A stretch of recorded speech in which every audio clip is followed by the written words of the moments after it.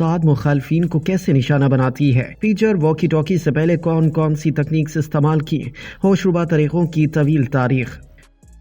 دنیا کے سب سے بڑے نیوز چینلز اور نیوز ایجنسیز کی رپورٹس کے مطابق اسرائیل کے قیام کے 1 سال بعد 1949 میں تشکیل دی گئی موساد کی 7 دہائیوں کے دوران اپنے اہداف کو قتل کرنے کی ہوشربا تکنیکوں کی طویل تاریخ ہے، جس میں پھٹنے والی کتابوں، واگ، لیٹر بم، بوبی ٹریپس، مفلوج کرنے والی دوائیں، دھماکہ خیز مواد سے لیس تربیت یافتہ کتے، ریموٹ کنٹرول مشین گنیں، زہر آلود ٹوتھ پیسٹ، مسلح ڈرونز، قاتل مواصلاتی آلات جیسا کہ پیجرز، واکی ٹاکی، موبائل فونز اور مصنوعی ذہانت کی مدد سے چلنے والی روبوٹک بندوقیں شامل ہیں۔ اسرائیل کی بڑی کارروائیوں میں سے کچھ میں روایتی ہتھیار یا دھماکہ خیز مواد شامل نہیں۔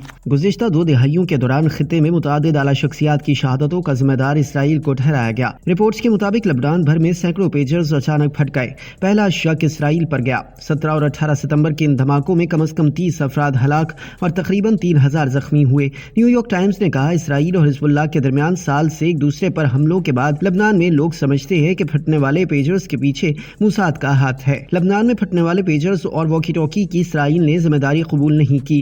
مغربی حکام اور سابق انٹیلیجنس افسران کا کہنا ہے کہ اسرائیل نے ہائی ٹیک ٹولز کا استعمال کیا۔ اس کے 10 دن بعد حزب اللہ سربراہ نصر اللہ خود بیروت میں حزب اللہ کے ہیڈ کوارٹر پر ایک بڑے اسرائیلی فضائی حملے میں شہید ہو گئے۔ 7 اکتوبر 2023 کو اسرائیل پر حماس حملے کے بعد سے اسرائیل نے اپنی خفیہ کارروائیوں کو تیز کر دیا، جس میں حماس اور حزب اللہ کی سینئر شخصیات کے ساتھ ساتھ شام کا دورہ کرنے والے ایرانی جرنیلوں کو ڈرون حملوں میں شہید کر دیا گیا۔ ایران اپریل میں اس وقت دنگ رہ گیا جب حماس کے سیاسی رہنما اسماعیل ہنیہ تہران میں ایک بم دھماکے میں شہید ہو گئے۔ امریکی ٹی وی NBC کے مطابق 1948 میں ملک کے قیام سے پہلے ہی صہیونی زیر زمین تحریک نے برطانوی فوجی افسران اور پولیس کو یہودی ریاست کے قیام میں رکاوٹ سمجھ کر قتل کر دیا۔ اسرائیلی انٹیلیجنس نے اپنے ابتدائی دنوں میں ہولوکاسٹ کے ماسٹر مائنڈ نازی افسر ایڈولف ایچ مین پر توجہ مرکوز کی، جس نے لاکھوں یہودیوں کو موت کے کیمپوں میں بھیجا۔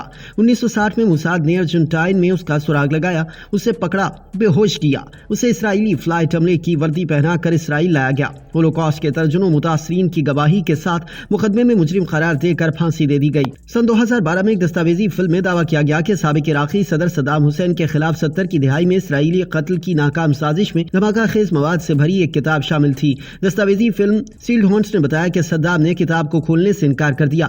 انہوں نے اپنے اہلکار کو یہ کتاب دے دی، جیسے ہی اہلکار نے کتاب کھولی وہ پھٹ گئی، جس سے اہلکار ہلاک ہو گیا۔ AFP نے بھی اس کی تصدیق کی کہ صدام حسین کے خلاف 1970 کی دہائی میں اسرائیلی قتل کی ناکام سازش میں دھماکہ خیز کتاب شامل تھی۔ 1960 کی دہائی کے اوائل میں اسرائیل مصر میں ایک راکٹ پروگرام سے گھبرا گیا، جس میں جرمن سائنسدانوں کی تکنیکی مہارت کو شامل کیا گیا۔ آپریشن ڈیموکلس میں موساد نے جرمن سائنسدانوں کے پیچھے لیٹر بموں سے حملہ کیا اور ان کے اہل خانہ کو دھمکیاں دی۔ مصر نے 1963 میں راکٹ پروگرام ختم کر دیا۔ فلسطینی کمانڈر وادی حداد کو قتل کرنے کے لیے زہر آلود ٹوتھ پیسٹ کا استعمال کیا گیا۔ نیو یارک ٹائمز کے صحافی رونن بریگمن کی کتاب رائز اینڈ کل first the secret history of Israel کے ٹارگیٹڈ اسیشنز کے مطابق موساد نے 1978 میں حداد کے گھر تک رسائی حاصل کی اور اس کے ٹوتھ پیسٹ کو ایک جیسی ٹیوب میں تبدیل کر دیا۔ جب بھی وہ اپنے دانت صاف کرتا تھا تو زہر اس کے مسوڑوں کے ذریعے داخل ہوتا، جس کی وجہ سے اسے عراق کے ہسپتال لے جایا جاتا۔ بالآخر مشرقی جرمنی میں علاج کیا گیا، جہاں ڈاکٹروں کو اس کے بیت الخلاء کے تھیلے میں مشکوک ٹوتھ پیسٹ ملا۔ اس کی موت مبینہ طور پر سست اور تکلیف دہ تھی۔ اس کی چیخیں اسپتال کے راہداریوں سے سنی گئی، جہاں 10 دن بعد ان کی شہادت ہو گئی۔ 1972 میں فلسطینی گروپ نے میونخ میں اولمپکس کے دوران 11 اسرائیلی کھلاڑیوں کو یرغمال بنا لیا۔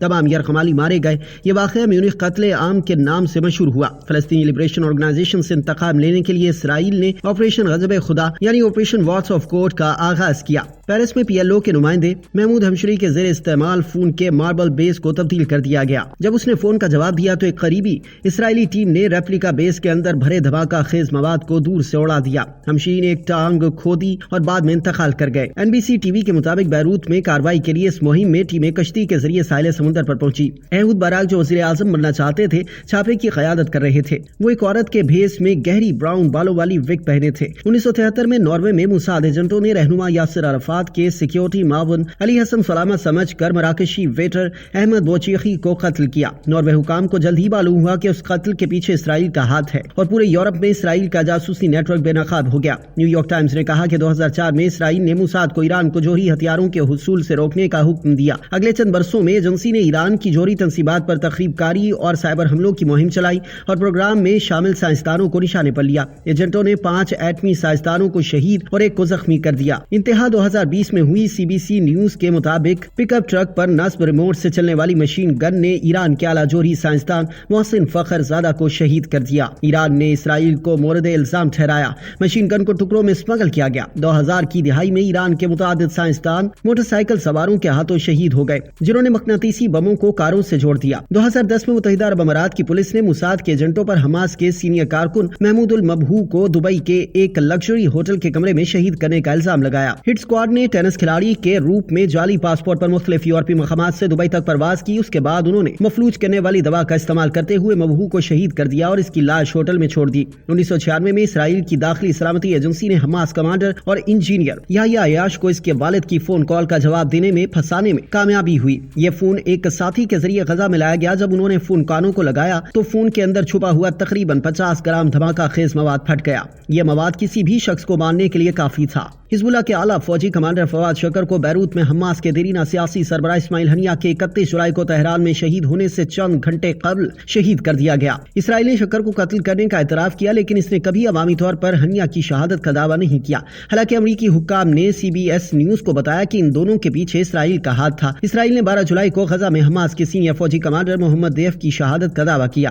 حماس کے مسلح ونگ کے سابق سربراہ احمد جواری 2012 میں اپنی گاڑی پر ایک فضائی حملے میں شہید ہو گئے جس سے اسرائیل اور حماس کے درمیان 8 روزہ جنگ شروع ہوئی تھی۔ حزب اللہ کے اس وقت کے فوجی سربراہ عماد مغنیہ 2008 میں دمشق میں کار بم دھماکے میں شہید ہو گئے تھے۔ حماس کے بانیوں میں سے ایک احمد یاسین 2004 میں اسرائیلی ہیلی کاپٹر کے حملے میں اس وقت شہید ہو گئے تھے جب انہیں غزہ شہر کی ایک گلی میں ویل چیئر پر دھکیل دیا گیا تھا۔ 1979 میں PLO کے رہنما علی حسن سلامہ کے بیروت میں ایک کار بم کے ذریعے شہید کرنے کے لیے دھماکہ خیز مواد استعمال کیا۔ 2018 میں موساد کے ایجنٹوں نے ایک گودام میں گھس کر ایران کے خفیہ جوہری پروگرام کے منصوبوں کو چرایا۔